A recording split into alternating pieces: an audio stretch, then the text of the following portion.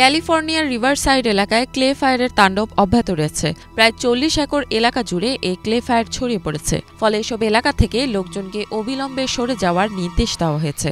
এদিকে আগুনের কারণে বাতাসের মান মারাত্মকভাবে ক্ষতিগ্রস্ত হয়েছে। ফলে জনসাধারণকে অতিরিক্ত সতর্কতার সাথে চলাচল করার পরামর্শ দেওয়া হয়।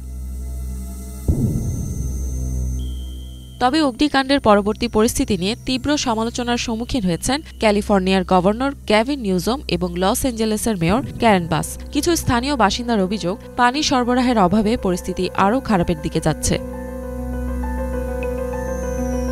এদিকে আগুন নেভাতে আপ্রাণ চেষ্টা চালিয়ে যাচ্ছেন ফায়ার ফাইটাররা। তবে সড়ক অবরুদ্ধ হওয়া ও বাতাসের গতি বেড়ে যাওয়ার কারণে আগুন নিয়ন্ত্রণে আনতে বেশ বেগ পেতে হচ্ছে। আবহাওয়াবিদ রিচ থমসন জানিয়েছেন, বাতাসের গতিবিধি এবং আর্দ্রতা বৃহস্পতিবার পর্যন্ত একই রকম থাকার সম্ভাবনা রয়েছে।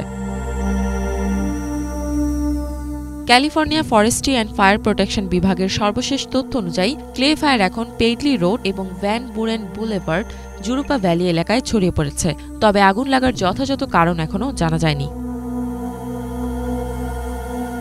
এদিকে বেশ কিছু অঞ্চলে পরিস্থিতি কিছুটা আগের চেয়ে ভালো হয়েছে। প্যালিসেডস ফায়ার এখন 65% নিয়ন্ত্রণে আনা গেছে। তবে এই আগুনে ব্যাপকভাবে ক্ষতিগ্রস্ত হয়েছে Pacific Palisades, Malibu, Santa Monika এবং ব্রেন্টউড এলাকার বিভিন্ন স্থান।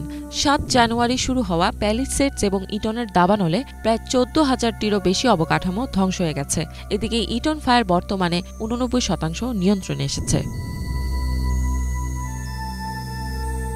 এদিকে সাউথ ক্যালিফোর্নিয়ার বেশিরভাগ এলাকায় রেড ফ্ল্যাগ সতর্কতা জারি করা হয়েছে, যেহেতু সান্তানা বাতাস এখনও প্রবাহিত হচ্ছে এবং মাটি অত্যন্ত শুষ্ক হয়ে পড়েছে। এই সব কিছু আগুনের বিস্তারকে আরও বাড়িয়ে দিতে সহায়ক।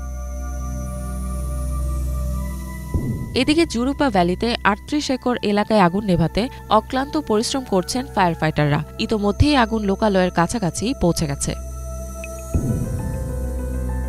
তবে আগুনের মোকাবেলায় সাউথ ক্যালিফোর্নিয়ার বেশিরভাগ এলাকায় আগে থেকে বেশ কিছু ব্যবস্থা নেওয়া হয়েছিল বলে জানিয়েছে কর্তৃপক্ষ।